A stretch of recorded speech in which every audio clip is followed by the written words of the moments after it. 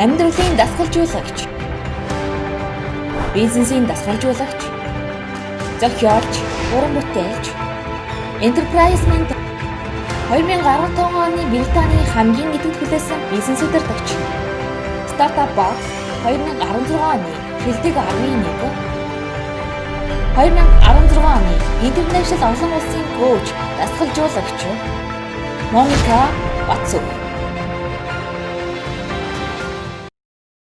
За сайн байна уу? Манайх Монголд арьсан бүтээгдэхүүн үйлдвэрлэдэг юм аа. Гол асуудал юунд вэ гэхлээр өртөг өндөр гардаг, ирээдүйдээ бизнес гэж боддог үйлдвэрлэлийн сэтгэлгээгээр боловсрал дээшлүүлэхийг хүсэж байна.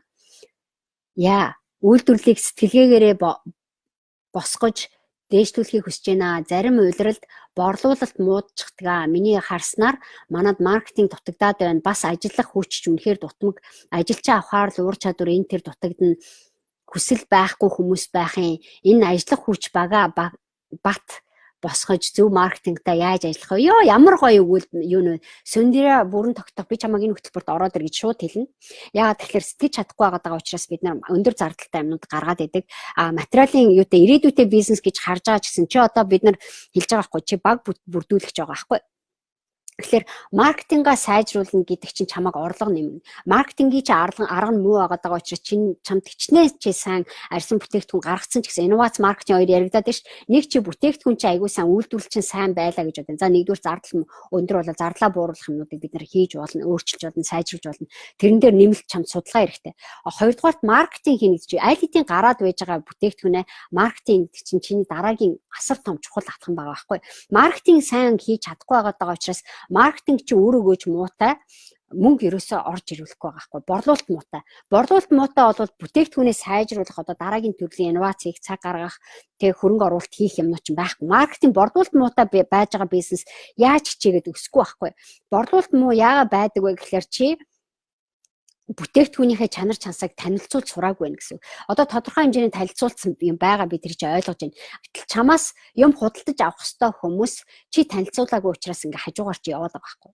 Чамд мөнгөө төлөхөд бэлэн хүмүүс ингээ энд тэнд яваад байхад чи тэр хүмүүсийн мөнгийг ингээ тоолоод авах хэмжээний эрх мэдэл чадвар чанар чансаа тэр манай бүтээгдэхүүн гэдэг юм чинь ингээ ил харагдаж өгч чадахгүй, тайлбарлаж чадахгүй тий ингээд ийм байгаад байгаа байхгүй. Тэгэхээр бид нар чиний хийж байгаа мөч цаг бүхэн үнцэнтэй.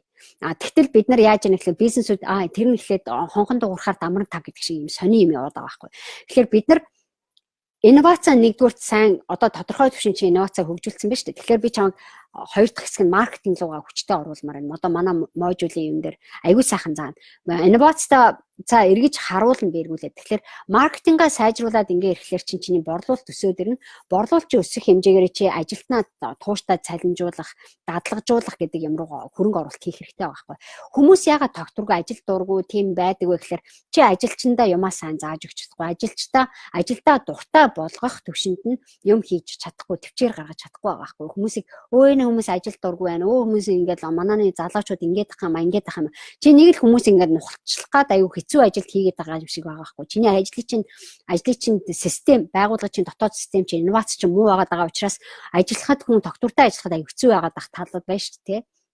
Тэгэхээр бид нар энийг сайжруулахын төлөө би одоо чамаг инновац дээр ажиллуулахын төлөө нэг бага бүрдүүлэх тэрэн дээр сайжруулах ингэж хүмүүсээ дадлагжуулах хэрэгтэй, сайжруулах хэрэгтэй байна. Энийг би өөрөө ойлгохгүй байсан учраас чиний хандлагаас чинь шалтгаалаад нөгөө ажилчин байж байгаа одоо овооны гайгүй болж исэн туршлагатай байж исэн хүмүүс ингээ гараа явчихдаг байхгүй. Яагаад тэгэхээр дарга босстой их одоо жишээл гомдсон одоо юмныхаа учрыг ойлгоогүй ийм харилцаа их Монголын бизнест байдаг.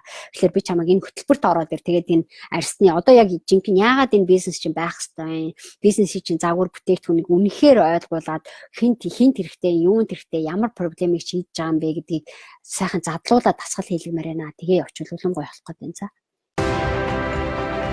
Амьдралын дасгалжуулагч, бизнесийн дасгалжуулагч, зохиолч, уран бүтээлч, Enterprise Mentor 2015 оны Британий хамгийн идэвхжүүлсэн бизнес удирдагч, Startup Box 2016 оны шилдэг 11, 2016 оны International олон улсын коуч, дасгалжуулагч Моника Бацүг.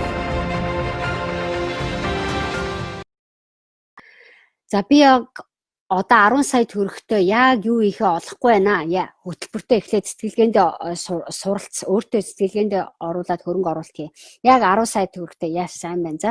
Тэгвэл 5 сая төгрөгөө хөтөлбөртөө оролцоод үлдсэн 5 сая төгрөгөөр бизнесээ сихээ санааг хөгжүүлээд 5 сая төгрөг чи эхний 5 сая төгрөг чинь санаагаа хөгжүүлээд амжилттай бизнес хийх баталгааг чинь бий болгоод үлдэгдэл 5 сая төгрөг чинь зөв хөрөнгө оруулалт хийхэд яг бизнес чи хэрэгцээтэй би энийг хийвэл над зөв юм байна энийг хийхгүй бол болохгүй юм байна энийг хийж болохгүй юм байна тэгвэл алдагдaltaан байна гэж эрсдлээ тооцож үзээд зөв арилжаа наймаа зөв одоо ямар нэгэн байдлаар бартер хийх өртөө хийж болж байна энэ юмнуудаа хийх чинь хэрэг болно. Гэхдээ дараагийн 5 сая зарцуулахаас өмнө эхлээд эхний 5 сая өгөөж чинь гаргаж сурах хэрэгтэй юм.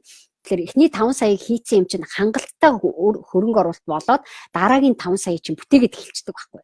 За тэр үеэсээ за тэгвэл энэ бүтээгээд эхэлсэн юм. За тэгвэл энийг сайжруулахын тулд надад ийм хэдэн төгрөг 20,000 төгрөгч бай, 50,000 төгрөгч бай. Би энд зориулаад ашиглах юм надад энэ нь ашигтай байна, энэ ашиггүй юм байна. Энийг хийвэл миний гаргаж байгаа бизнест хэрэгцээтэй юм байна, хэрэггүй юм байна гэдгийг мэдээд тэгэхээр нөгөө үлдэгдэл 5 сая төгрөг чинь чамд амар гоё хэрэг болоод явчихна. За. Тэгээ тэр утгаар нь хэлж байна. Уусаагаар баяр үргээ гоё асуулт байна.